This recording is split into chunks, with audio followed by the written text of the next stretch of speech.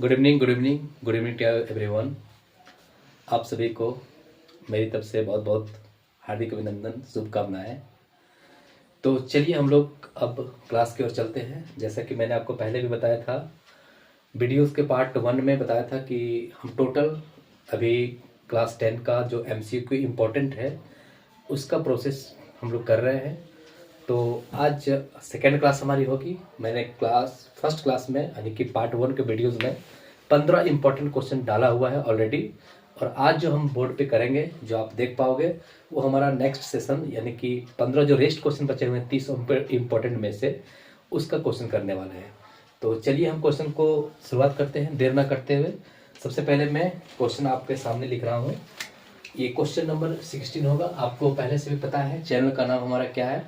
मैं एक बार फिर बोर्ड पे लिखना चाहूँगा, 02 हीरो क्लासेस। जी हाँ दोस्तों, 02 hero classes bye Ram sir. तो ये हमारे प्लेटफॉर्म्स का नाम है, आप इससे वाकिफ भी हैं। तो चलिए सबसे पहले हम लोग क्वेश्चन नंबर 16 पे चलते हैं। देखिए 16 नंबर क्वेश्चन क्या कह रहा है। क्वेश्चन नंबर 16 है आपके पास, 9 सेक स्क्वायर ए, 9 सेक स्क्वायर ए माइनस का 9 10 स्क्वायर ए, माइनस का 9 10 स्क्वायर ये आपके 10th क्लास का जो क्या कहते हैं इसको, क्वेश्चन NCERT जो बुक है उसमें आपको मिलेगा। ये चैप्टर जो है ट्रिगोनोमेट्री चैप्टर है, उसमें से ये ऑब्जेक्टिव क्वेश्चन आपको बुक में भी मिलेगा। तो इसको सॉल्यूशन इसका क्या है, सबसे पहले हम इसका ऑप्शन देकर आपको बता रहे हैं।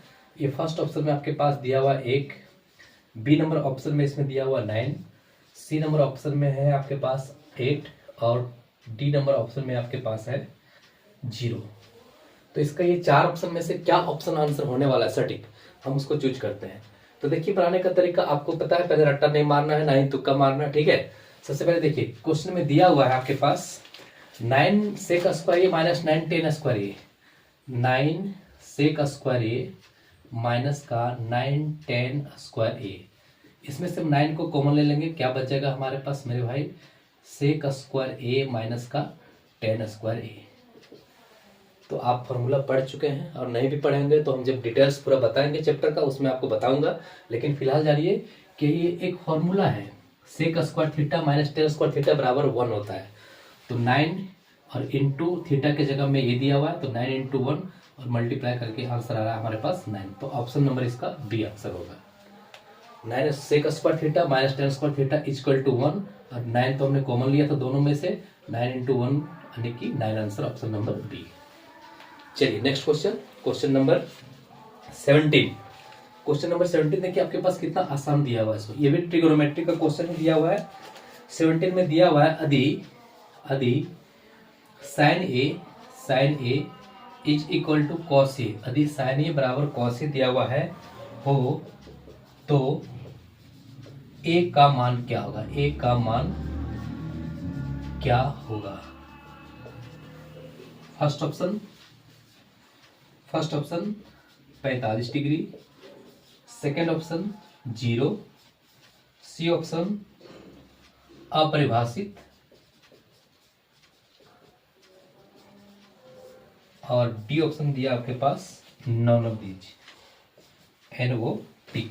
चलिए 0 डिग्री, सॉरी ऑप्शन गलत लिखा गया, 0 डिग्री, उसके बाद 30 डिग्री, हाँ एक है 30 डिग्री आपके पास, और एक है 90 डिग्री। ये हमारे पास ऑप्शन है 45 डिग्री, 0 डिग्री, 30 डिग्री और 90 डिग्री। तो आपसे क्वेश्चन ये हमारा है कि साइन ए बराबर कॉस ए, साइन ए बराबर कॉस ए दिया है, तो ए का मान क्या होना चाहिए, यानी कि कौन सा ऐसा वैल्यू है इस ट्रिग्नोमेट्रिक फंक्शन में, कौन से ऐसा वैल्यू है जहां पे साइन थीटा और कॉस थीटा का बराबर वैल्यू होता है, साइन थीटा और कॉस थीटा का बराबर वैल्यू होता है। तो आप देखो साइन 45 का मान भी 1/√2 होता है, और कॉस 45 का मान भी 1/√2 होता है। तो ये तो दोनों हमें बराबर दिख रहा है, इसका मतलब 100% है कि जो ए का वैल्यू होगा वो आंसर हमारे पास ए ही होने वाला है। आप आगे भी चेक कर सकते हो, साइन 0 डिग्री का मान 0 होता है, कॉस 0 का मान 1 होता है। साइन 30 का मान अब 1/2 हो गया, कॉस 30 का मान √3/2 होता है। साइन 90 का मान 1 होता है, कॉस 90 का मान 0 होता है। तो ये तो बराबर नहीं है, ये भी दोनों बराबर नहीं है, ये भी दोनों बराबर नहीं है। हमारे पास जो आपको इक्वल दिख रहा है वो 1/√2 साइन 45 और कॉस 45 पे, यानी कि ऑप्शन इसका ए नंबर सही होगा। चलिए नेक्स्ट क्वेश्चन की ओर हम लोग चलते हैं। 17 नंबर क्वेश्चन तो हो गए हैं। 16 नंबर क्वेश्चन देखिए, सॉरी 18 नंबर क्वेश्चन देखिए क्या कर रहा है आपसे। ये जितने भी क्वेश्चन हम अपलोड कर रहे हैं ये परीक्षा के दृष्टिकोण से तो महत्वपूर्ण है, प्लस आपको जितने भी एमसीक्यू क्वेश्चन को कैसे सॉल्व करते हैं वो भी तरीका आपको कुछ कुछ यहाँ से समझ में आ रहा होगा कि हमने 3 ऑप्शन को इग्नोर करके और चौथे ऑप्शन पे कैसे सही कर पा रहे हैं, और सारे ऑप्शन को मैं डिटेल में कर रहा हूँ। चलिए क्वेश्चन नंबर 18, क्वेश्चन नंबर 18 की मैं बात कर रहा हूँ। क्वेश्चन नंबर 18 क्या दिया हुआ देखते हैं। tan 90 डिग्री का मान क्या होगा, का मान क्या होगा प्यारे बच्चों, tan 90 डिग्री का मान क्या होगा। ऑप्शन नंबर ए 1, बी में दिया हुआ है 0, सी में दिया हुआ है अपरिभाषित, और डी ऑप्शन में दिया हुआ है नॉट का मतलब इनमें से कोई नहीं, नन ऑफ दीज। तो ये 4 ऑप्शन हमारे पास है। आपसे क्वेश्चन पूछा है tan 90 का मान क्या होगा। tan 90 का मान, सबसे पहले आप जानिए कि tan थीटा बराबर क्या होता है। tan थीटा बराबर क्या होता है, tan थीटा बराबर आप बोलोगे सर tan थीटा बराबर होता है साइन थीटा बाय का cos theta, sine theta by का कॉस थीटा। अब हमें जानना पड़ेगा कि साइन 90 का मान कितना होता है, क्योंकि थीटा के जगह पे 90 दिया हुआ है तो हम पुट करेंगे यहाँ पे साइन 90 बाय का कॉस 90। साइन 90 का मान कितना होता है 1 होता है, और कॉस 90 का मान कितना होता है 0 होता है। ये चीज तो आपको याद ही रखना पड़ेगा। साइन 90 का मान 1, कॉस 90 का मान 0। अब आपको पता है किसी भी संख्या को, किसी भी नंबर को अगर हम 0 से डिवाइड करते हैं तो आंसर हमेशा अपरिभाषित ही होता है, आंसर हमेशा अपरिभाषित ही लिखाता है। तो इसके अनुसार क्वेश्चन नंबर 18 का जो आंसर होगा वो सही ऑप्शन होगा सी। ये हो गया इस क्वेश्चन का आंसर। चलिए नेक्स्ट क्वेश्चन पे हम लोग चलते हैं। 18 number question complete. 19 number question देखिए क्या कह रहा है सर। 19 नंबर क्वेश्चन में देखिए,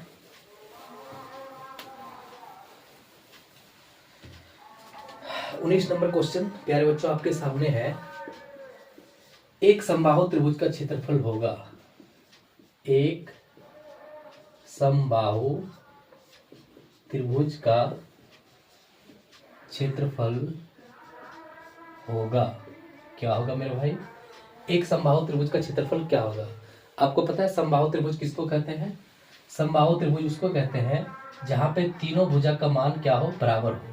समबाहु त्रिभुज का क्षेत्रफल जो है उसमें पूछा गया है, तो समबाहु त्रिभुज का मतलब ये होता है कि जहां पे हम तीनों साइड्स इक्वल दिखते हैं उसी को कहा जाता है समबाहु त्रिभुज, इक्विलेटरल ट्रायंगल इसको बोला जाता है।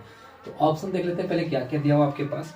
ऑप्शन में दिया हुआ है 3/4 इंटू का a², बी नंबर में दिया हुआ है √3/5 इंटू का a², सी नंबर ऑप्शन में दिया हुआ है √3/4 इंटू का a², और डी नंबर में दिया हुआ है NOT नॉन ऑफ दीज।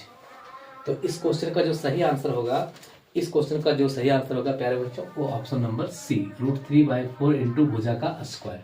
एक समबाहु त्रिभुज का क्षेत्रफल जो एरिया होता है वो होता है √3/4 इंटू भुजा का स्क्वायर। ये चीजें कहाँ से आती है, कैसे निकल के आती है, ये सारा चीज हम डिटेल जो कोर्स पढ़ाएंगे आपको, पूरा कंप्लीट कोर्स, पेड कोर्स, उसमें आपको मैं बताऊंगा। अब मैं नेक्स्ट क्वेश्चन करता हूँ आपके सामने 20 नंबर का। देखिए 20 नंबर क्वेश्चन क्या कह रहा है।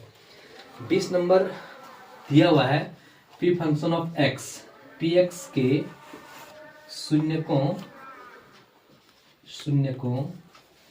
की संख्या है, पी एक्स के शून्यकों की संख्या है।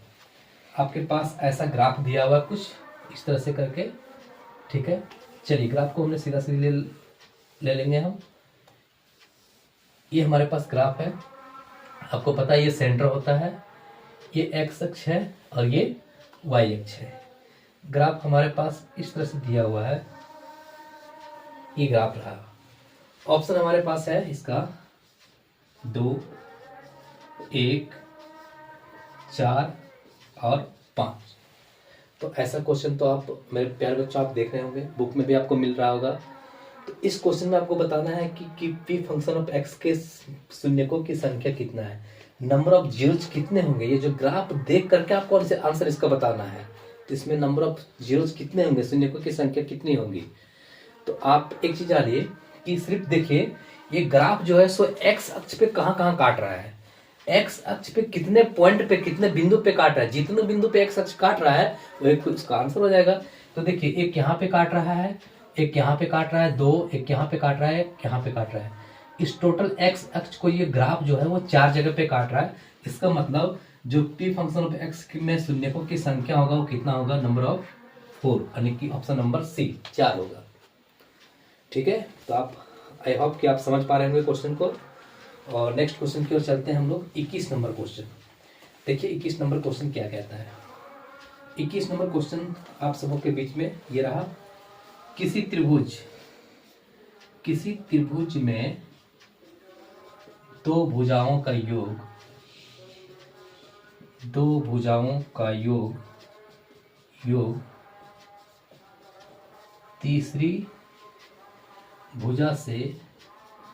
तीसरी भुजा से डॉट डॉट डॉट होती है। क्या होती है भैया, चलिए ए नंबर ऑप्शन छोटा, बी बड़ा, सी ए एंड बी दोनों, and D none of the, इनमें से कोई नहीं। चलिए अब थोड़ा सा गौर से सुनिए इस क्वेश्चन को। किसी भी त्रिभुज में, चाहे वो किसी भी तरह का त्रिभुज हो, विषमबाहु त्रिभुज हो, समबाहु त्रिभुज हो, समकोण त्रिभुज हो, समद्विबाहु त्रिभुज हो, समद्विबाहु समकोण त्रिभुज हो, किसी भी तरह के त्रिभुज में दो भुजाओं का जो योग होता है, number of two sides, the sum of number of two sides, वो हमेशा बड़ा होता है, तीसरी भुजा से हमेशा बड़ा ही होता है। यानी कि अगर मान के चलिए एक हमारे पास यहाँ पे त्रिभुज ए बी सी हमने ले लिया, ये किसी भी तरह का त्रिभुज हो सकता है। तो क्वेश्चन आपसे क्या पूछ रहा है कि ये भुजा जो है, ये भुजा जो x है, ये भुजा मान के चलिए y है, ये भुजा हमारे पास z है। क्वेश्चन आपसे ये पूछ रहा है कि दो भुजा का योग यानी कि x प्लस वाई जो होगा वो ऑलवेज हमेशा बड़ा होगा किससे, z से, हमेशा बड़ा होगा किससे, z से। और ये क्वेश्चन में ऐसा पूछ नहीं रहा है, ऐसा हमने इसका आंसर निकाला, इसका तर्क निकाला। क्वेश्चन में तो वही चीज आपसे पूछ रहा है कि क्या होता है किसी भी त्रिभुज में दो भुजाओं का योग तीसरी भुजा से क्या होता है, तो ये बड़ा होता है, हमेशा क्या होता है, बड़ा होता है। यानी कि x प्लस वाई का मान हमेशा z से बड़ा होगा, या तो फिर x प्लस जेड का मान हमेशा y से बड़ा होगा, या तो फिर y प्लस जेड का मान हमेशा x से बड़ा होगा। तो ये एक त्रिभुज का स्पेशल प्रॉपर्टी है कि किसी भी त्रिभुज में दो भुजाओं का योग हमेशा तीसरी भुजा से क्या होती है, बड़ी ही होती है। और एक इसका और इसमें प्रॉपर्टीज है कि किसी भी त्रिभुज में दो भुजाओं का अंतर, दो भुजाओं का डिफरेंस जो होता है वो हमेशा तीसरी भुजा से छोटी होती है, उस केस में छोटे होते हैं। लेकिन यहाँ पे ऑप्शन नंबर 20 क्वेश्चन का होगा। चलिए नेक्स्ट क्वेश्चन की ओर हम चलते हैं। ये आपके पास 21 नंबर क्वेश्चन था। 22 नंबर क्वेश्चन में देखिए क्या बोल रहा है। थोड़ा सा चीजों को आप लॉजिकली समझिए और रटने वाली सिस्टम को हटाइए। मैथ में रटा नहीं जाता है, ये बात सही है। फॉर्मूला भी याद करने का कुछ लॉजिक है, कुछ तरीका है जिसको हम रट कर याद नहीं रख सकते हैं। जब मैं पूरा डिटेल में बताऊंगा तो उस समय आपको आभास होगा कि हमारा बात कहाँ तक सत्य हो रहा है। क्वेश्चन नंबर 22, चलिए क्वेश्चन नंबर 22 पे हम लोग चलते हैं। क्वेश्चन नंबर 22 जो है मेरे दोस्त, क्वेश्चन नंबर जो 22 से दिया हुआ है प्यारे बच्चों, ये दिया हुआ प्रोबेबिलिटी से, प्रायिकता का क्वेश्चन दिया हुआ है। और प्रायिकता जो है ना बहुत छोटा चैप्टर है, बहुत मजेदार चैप्टर भी है, जहाँ से हमको लगता है कि 1 नंबर या तो फिर 1 नंबर का तो पूछा नहीं ऑब्जेक्टिव, 2 नंबर या 3 नंबर में भी क्वेश्चन एक आने की संभावना रहता है। लेकिन इसमें एक जो दीर्घ उत्तरीय क्वेश्चन रहता है इससे नहीं रहता है। फिर भी ये बहुत अच्छा मजेदार चैप्टर है। क्वेश्चन में दिया हुआ आपके पास कि यदि PE बराबर 0.05 हो है तो E के नहीं होने की नहीं होने की प्रायिकता होगी, प्रायिकता होगी होगी। चलिए ऑप्शन में दिया हुआ आपके पास 0.09, बी नंबर ऑप्शन दिया हुआ 0.95, सी नंबर ऑप्शन दिया हुआ 1 एंड डी नंबर ऑप्शन दिया हुआ 0। ये देखिए कितने अच्छे क्वेश्चन है।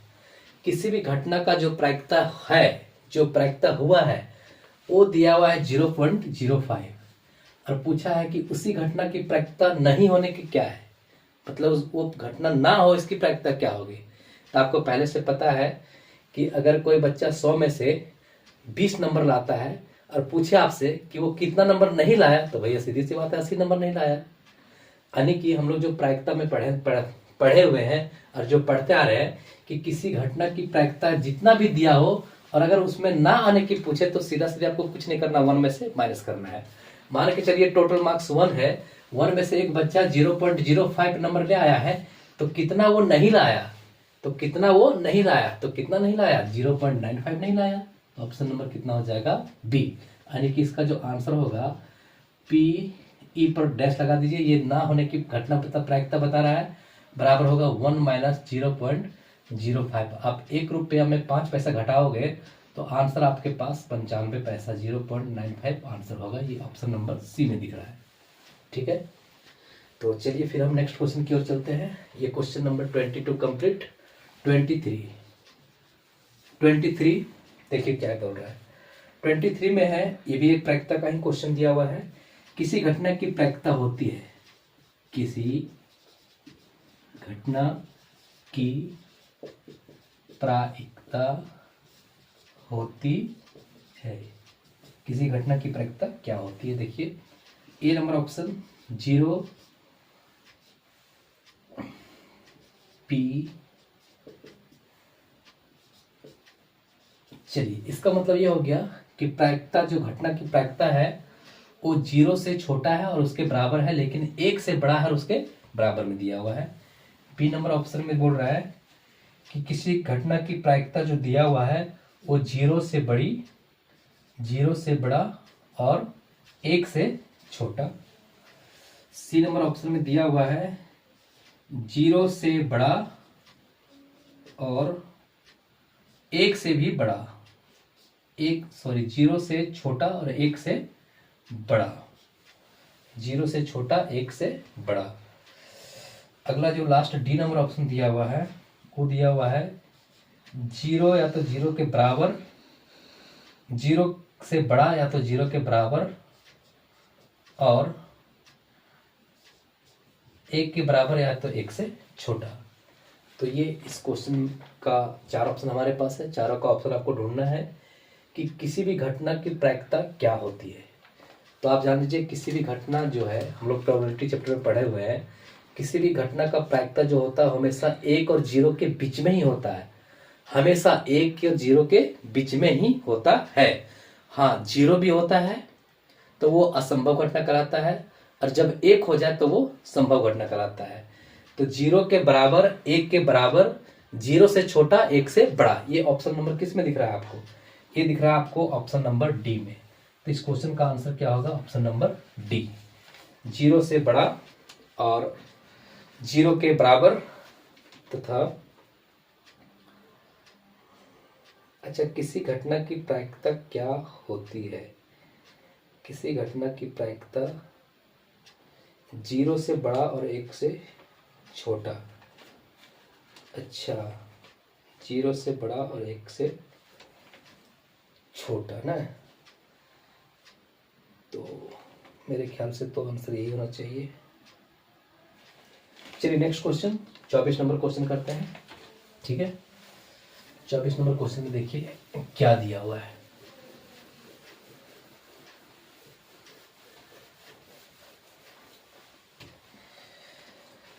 चौबीस नंबर क्वेश्चन दिया हुआ है, ये भी प्रोबेबिलिटी का ही क्वेश्चन दिया हुआ है, प्रायिकता से दिया हुआ है। एक पासे को एक बार फेंकने पर 8 आने की प्रायिकता क्या होगी। एक पासे को एक बार फेंकने पर 8 आने की प्रायिकता क्या होगी? 8 आने की प्रायिकता, पासे का मतलब समझ रहे हो? पासे का मतलब समझ रहे हो, जिसको हम लोग डाइस बोलते हैं। आने की आपको सिंपली मैं भाषा में बताऊं तो हम लोग बचपन में लूडो खेलते थे। लूडो का जो वो उसको एक डब्बे में डाल करके हिलाया जाता था, फिर उसमें हम लोग मतलब फेंकते थे, फिर उसमें जो नंबर शो करता था वही नंबर, वही जो बना रहता है प्लास्टिक का वस्तु, ऑब्जेक्ट जो बना रहता है उसी को बोलते हैं हम लोग पासा, यानी कि वो डाइस हो गया। तो एक डाइस को एक बार फेंकने में 8 आना है, एक ही बार फेंक रहे हैं, तो 8 आने की संभाव्यता क्या है? तो आपको पता है 8 कभी आ ही नहीं सकता है। 8 कभी आ ही नहीं सकता है। क्यों नहीं आ सकता है? क्योंकि उसमें जो नंबर शो रहते हैं वो 1 to 6 रहते हैं। तो जब नहीं आ सकता है तो उसका प्रोबेबिलिटी 0/6 हो जाएगा, क्योंकि 0 बार आएगा, और 0/6 का मतलब आंसर कितना हो गया? 0। तो इस क्वेश्चन का जो आंसर होगा, ऑप्शन हमारे पास था इसमें से 1, बी नंबर में 1/6, सी नंबर में 0 एंड डी नंबर में 1/8। तो ऑप्शन नंबर ये हो जाएगा सी, ऑप्शन नंबर सी। चलिए नेक्स्ट क्वेश्चन, क्वेश्चन नंबर 25। 25 में देखिए क्या दिया हुआ है। यदि 2m+2, 2m+5 एवं 6m, ये जो है सारे के सारे एपी में दिए हुए हैं, अर्थमेटिक प्रोग्रेशन में दिए हुए हैं।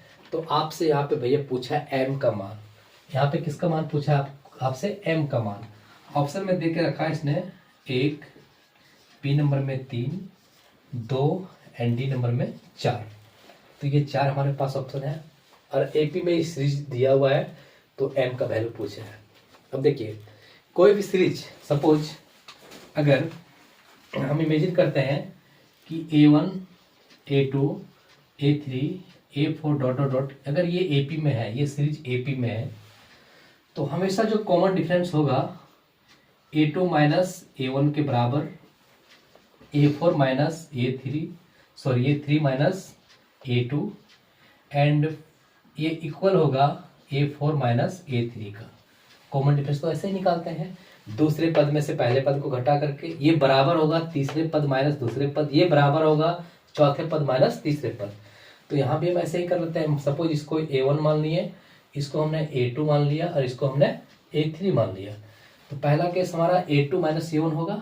A2 माइनस A1 का मतलब 2m प्लस का 5, और माइनस का होगा 2m माइनस का प्लस का 2, फिर ये बराबर में होगा 6m माइनस 2m प्लस का 5। ब्रैकेट को ओपन करेंगे तो साइन चेंज हो जाएगा, ये 2m प्लस का 5 माइनस का 2m माइनस का 2 इक्वल टू 6m माइनस का 2m माइनस का 5।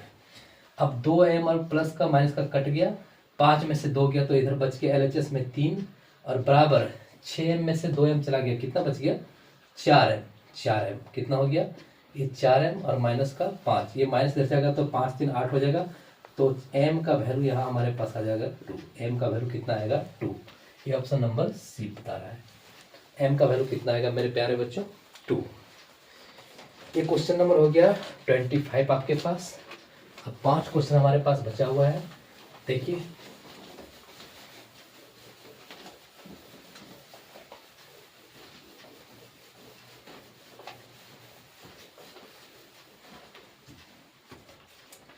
चलिए क्वेश्चन नंबर 26 की ओर हम लोग चल रहे हैं, ठीक है। 26 क्वेश्चन नंबर में देखिए क्या दिया हुआ है, कितना आसान क्वेश्चन दिया हुआ है 26 नंबर। देखिए 26 नंबर क्वेश्चन, प्रथम 5 अभाज्य संख्याओं का माध्य क्या होगा? प्रथम 5 अभाज्य संख्याओं का माध्य क्या होगा? आपको पता है अभाज्य संख्या किसको कहते हैं, प्रथम किसको कहते हैं, माध्य किसको कहते हैं, ये सब पता होना चाहिए, तभी आप क्वेश्चन को डायरेक्टली बना पाओगे। ये सब चीज़ आप मैंने पहले बताया आपको कि आप रट के चीज़ों को नहीं कर सकते हैं, किसी भी शर्त पे आप नहीं कर सकते हैं। सारी चीज़, सारे स्टेटमेंट के एक एक वर्ड आपको पता होना चाहिए, तभी आप कर पाओगे। प्रथम का मतलब शुरुआत में जो आते हैं, 5 का मतलब समझ ही रहो, काउंटिंग में 5। अभाज्य संख्या, ये बड़ा फैक्टर है। अभाज्य संख्या किसको कहते हैं? सर अभाज्य संख्या उसको कहते हैं वैसे भी संख्याओं को जिसका सिर्फ और सिर्फ दो ही फैक्टर हो, यानी कि दो ही उसका गुणनखंड हो, एक वो खुद स्वयं और दूसरा वन, ओ यानी वन।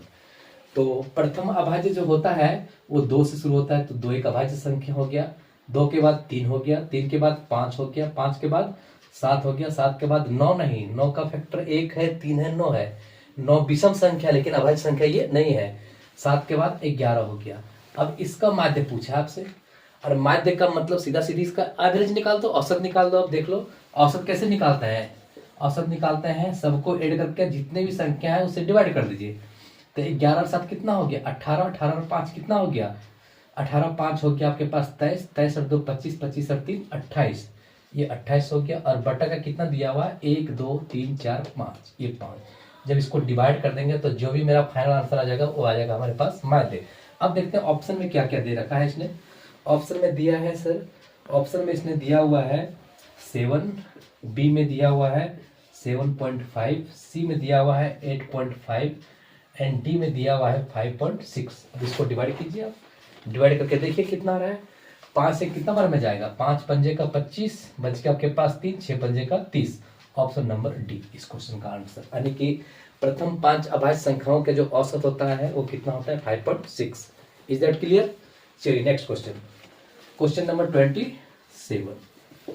27 में देखिए क्या कह रहा है सर।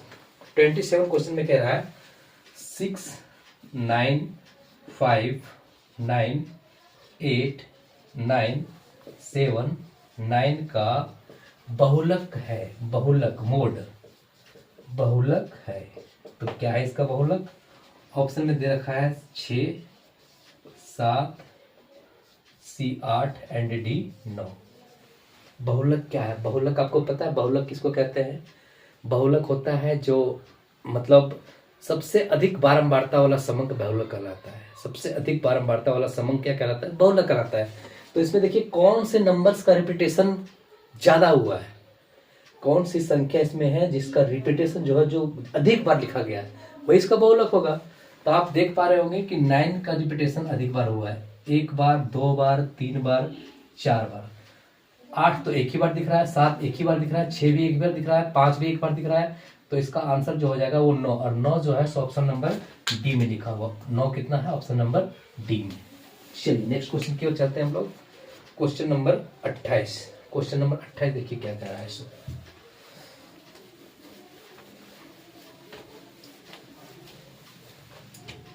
क्वेश्चन नंबर 28 हमारे पास है